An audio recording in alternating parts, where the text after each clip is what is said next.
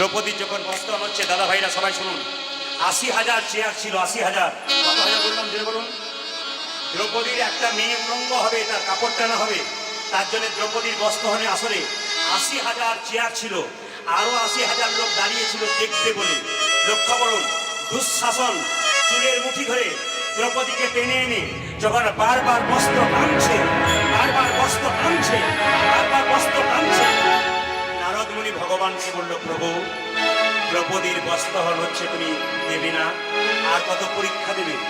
বলছে, ওকে ও পরীক্ষা নেওয়ার জন্য আমি প্রস্তুত, কিন্তু পরীক্ষা দেওয়ার মতো প্রস্তুত ওর হয় না, এখনো প্রিপারেশন হয় নাই, হল ঘরে যাবে কি করে? ওকে আমি পরীক্ষা নেবার জন্য প্রস্তুত, পরীক্ষা তো দিচ্ছে না। ও যদি দু হাত তুলে আমাকে সমর্পণ করতে পারে, আমি তাকে বস্ত্র দেবো। আমি তার কাছে যাই না যে দু হাত তুলে আমাকে ডাকে না। দ্রৌপদী দু হাত তুলে যখন ডেকেছে, সঙ্গে সঙ্গে বস্ত্র দিচ্ছে কে? কৃষ্ণ।